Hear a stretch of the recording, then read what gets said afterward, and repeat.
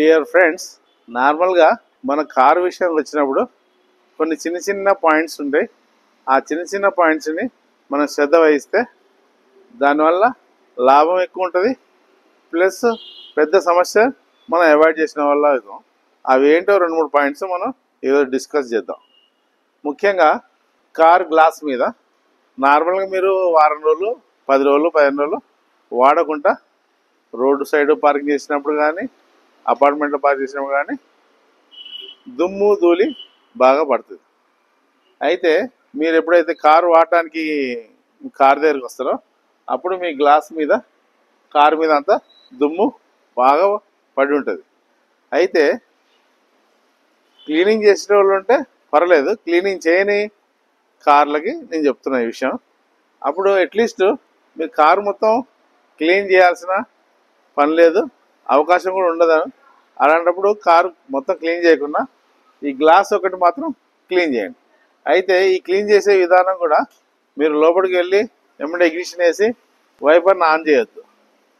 అట్లా wiper on చేస్తే ఈ గ్లాస్ క్లీన్ అవుతుంది, కానీ ఈ వైపర్ బ్లేడ్ ఆ డస్ట్ మీద వైప్ చేయడం వల్ల ఆ డస్ట్ పార్టికల్ గీతలు పడతాయి, ఈ గ్లాసు విజిబిలిటీ కూడా తగ్గిపోద్ది, ప్లస్ మీ వైపర్ బ్లేడ్ కూడా డ్యామేజ్ అవుతుంది.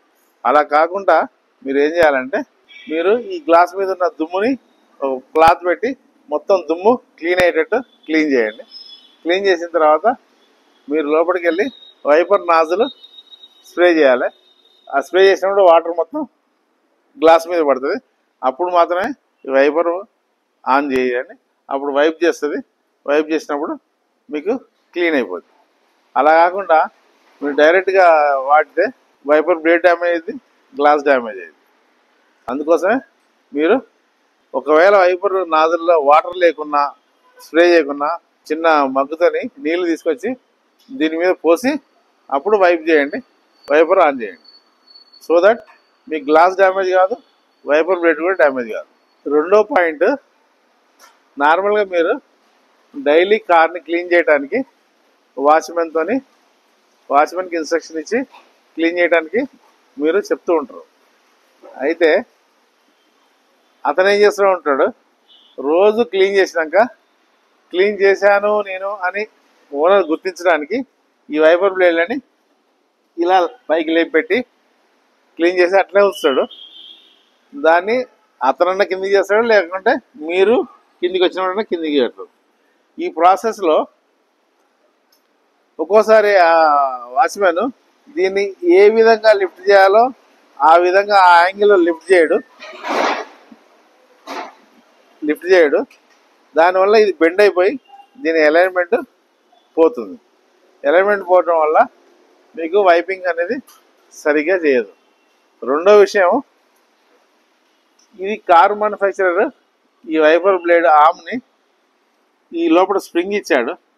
ఈ స్ప్రింగ్ని కొంత ప్రెజర్ వచ్చేటట్టు డిజైన్ చేస్తాడు.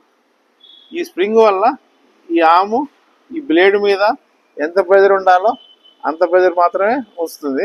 ఆ ప్రెజర్ వల్ల గ్లాస్ మొత్తం క్లీన్ అవుతుంది. ఆ ప్రెజర్ ఎక్కినా తగ్గినా వైపింగ్ అనేది సరిగ్గా జరగదు.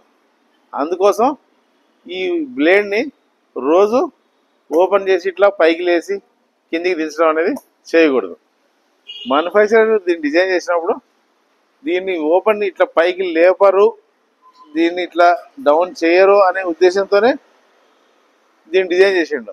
కానీ మనం ఏం చేస్తున్నాం, ఈ ప్రాసెస్లో కొత్త పద్ధతిని అవలంబిస్తున్నాం. రోజు తీస్తున్నాం, రోజు పెడుతున్నాం. దీనివల్ల ఈ స్ప్రింగ్లో టెన్షన్ పోతుంది, దీంట్లో అలైన్మెంట్ యాంగిల్ పోతుంది, వైపింగ్ అనేది సరిగ్గా జరగకపోవచ్చు. మీకు ఈ విధంగా ఈ బ్లేడ్లు కూడా చాలా ఫ్రీక్వెంట్గా మార్చాల్సిన పరిస్థితి వస్తుంది. ఒక్కసారి ఆర్మ్ కూడా మార్చాల్సిన పరిస్థితి వస్తుంది. ఇవి కరెక్ట్గా లేకుంటే ఒక్కసారి వైపర్ లింకేజ్, వైపర్ మీద లోడ్ పట్టడం జరుగుతుంది. ఆ వైపర్ లింకేజ్ మీద ప్రాబ్లం, వైపర్ కూడా మార్చాల్సిన పరిస్థితి వస్తుంది, వైపర్ మోటార్. ఇవన్నీ అవాయిడ్ చేయాలంటే ఈ బ్లేడ్ని ఆర్మ్ని పైకి లిఫ్ట్ చేయకుండా దీని యథాస్థితిలో అలాగే ఉంచాలి, ఉంచి మాత్రమే క్లీన్ చేయాలి. దాన్ని డైలీ పైకి లిఫ్ట్ చేసి పెట్టకూడదు. ఇలా డైలీ చేయడం వల్ల ఒక నెలలో 30 సార్లు, సంవత్సరంలో ఎన్నిసార్లు అది మల్టిప్లికేషన్ అయిపోయి దాని సర్వీస్ లిమిట్ అనేది త్వరగా అయిపోతుంది. అది ఎంత కాలం పనిచేయాలో అంత కాలం పనిచేయకుండా ముందే దాన్ని రీప్లేస్ చేయాల్సిన పని, దాన్ని రిపేర్ చేయాల్సిన పని వస్తుంది. ఆ మోటారు లింకేజ్ ఇవన్నీ రిపేర్లు పెట్టుకుంటే కాస్ట్ బాగా అవుతుంది. దీన్ని మీరు అవాయిడ్ చేయొచ్చు. అవాయిడ్ చేయాలంటే మీరు మీ వాచ్మెన్కి కరెక్ట్ ఇన్స్ట్రక్షన్స్ ఇచ్చి దీన్ని పైకి లేపకుండానే ఉంచేటట్టు, క్లీన్ చేసేటట్టు మీరు ఇన్స్ట్రక్షన్ ఇచ్చుకోవచ్చు. సో దట్ మీకు ఈ సిస్టమ్ మొత్తం ఇంటాక్ట్గా ఉండి డ్యామేజ్ కాకుండా మీకు సర్వీసు ఎక్కువ కాలం వచ్చే అవకాశం ఉంది. ఇది మీరు గ్రహిస్తారని నేను ఆశిస్తున్నాను. ఇంక మూడో విషయం, ఈ ఎండాకాలం నార్మల్గా లాంగ్ జర్నీ చేసేటప్పుడు, ఈ విషయం ఇంతకుముందు వీడియోలో కూడా చెప్పాము, ఇప్పుడు సమయం వచ్చింది కాబట్టి మళ్ళీ రిపీట్ చేస్తున్నాను. ఈ టైర్ ప్రెజర్ అనేది 40 PSI పెడతారు. జర్నీ మాత్రం 300 కిలోమీటర్ చేసింది అనుకోండి కంటిన్యూగా. సమ్మర్లో మధ్యాహ్నం మేలో అంత డిస్టెన్స్ జర్నీ చేసినప్పుడు టైర్లో ప్రెజర్ అనేది ఆల్మోస్ట్ డబుల్ అయిపోద్ది, పెరుగుతుంది. పెరిగినప్పుడు బరస్ట్ అయ్యే అవకాశాలు ఎక్కువ ఉంటాయి. అందుకోసమే మీరు లాంగ్ జర్నీ చేసేటప్పుడు beginning of the journey air pressure check చేసుకోండి. కొంచెం 200 కిలోమీటర్స్ అంత జర్నీ చేసిన తర్వాత కూడా మళ్ళీ ఒకసారి చెక్ చేసుకొని కొంత టైం కూడా ఇస్తే సెల్ఫ్ కూలింగ్ కూడా వస్తుంది, ఆ ప్రెజర్ అనేది తగ్గుతుంది. మీకు ఫర్దర్ జర్నీ సేఫ్గా చేయడానికి కూడా అవకాశాలు ఎక్కువ ఉంటాయి. ఇది మీరు నోటీస్ చేసుకుంటారని ఆశిస్తున్నాను. నాలుగో పాయింట్ ఏంటంటే, నార్మల్గా సమ్మర్లో మీరు కార్ పార్కింగ్ ఎక్కడైనా బయట రోడ్ సైడ్ షాపింగ్ చేస్తున్నప్పుడు కానీ ఏదైనా సందర్భం వచ్చినప్పుడు కానీ కార్ పార్కింగ్ లేనప్పుడు ఎండలో బయట రోడ్డు మీద పార్క్ చేస్తారు. అలా చేసినప్పుడు మీరు మీ పనులన్నీ ముగించుకొని వచ్చేసరికి దగ్గర 2 గంటలు 3 గంటలు 4 గంటలు కావచ్చు.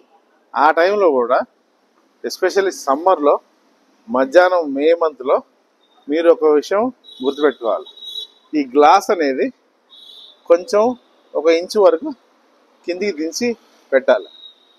ఇది పూర్తిగా పైకి లేపినప్పుడు ఇలా ఉంటుంది, కొంచెం దించినప్పుడు ఇలా ఉంటుంది. ఇందులో ఒక ఏలు మాత్రం పోతుంది. ఇలా ఉంచడం ఎందుకు అవసరం అంటే, ఎండాకాలం కంటిన్యూగా ఎండ ఉండటం వల్ల లోపల కంపార్ట్మెంట్ లోపల ఒక విధమైన ప్రెజర్ డెవలప్ అయింది. ఆ ప్రెజర్ అనేది ఎక్కడో ఒకసారి రిలీజ్ కావాలి.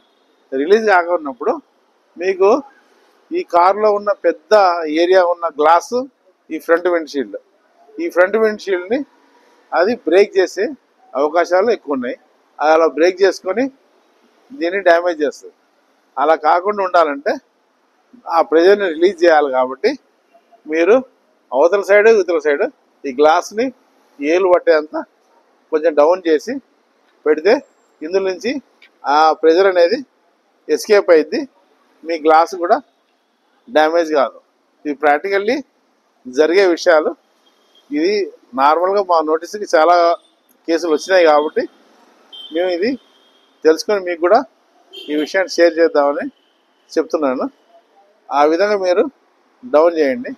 ఇది నైట్ పూట అవసరం లేదు, ఓన్లీ మధ్యాహ్నం మాత్రమే, ఎండ బాగున్నప్పుడు మాత్రమే ఈ కండిషన్ అప్లై అయ్యింది. ఈ విధంగా మీరు డౌన్ చేసి పెట్టుకోండి, సో దట్ ప్రెజర్ అనేది వెళ్ళిపోద్ది. లేకపోతే చాలా కేసులలో ఈ విండ్షీల్డ్ గ్లాసు దాంతో అదే క్రాక్ అయ్యి పగిలిపోవడం అనేది మీరు నోటీస్ చేసే ఉంటారు. అలా కాకుండా ఉండాలని, దాన్ని అవాయిడ్ చేయాలంటే ఈ పద్ధతి మీరు అనుసరించాలి.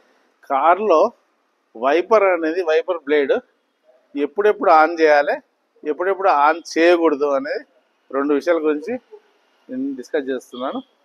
అయితే మీకు విషయాలు తెలుసు అయినా కూడా నేను మళ్ళీ రిపీట్ చేస్తున్నాను, సో దట్ మీకు రిఫ్రెష్ అవుతుంది.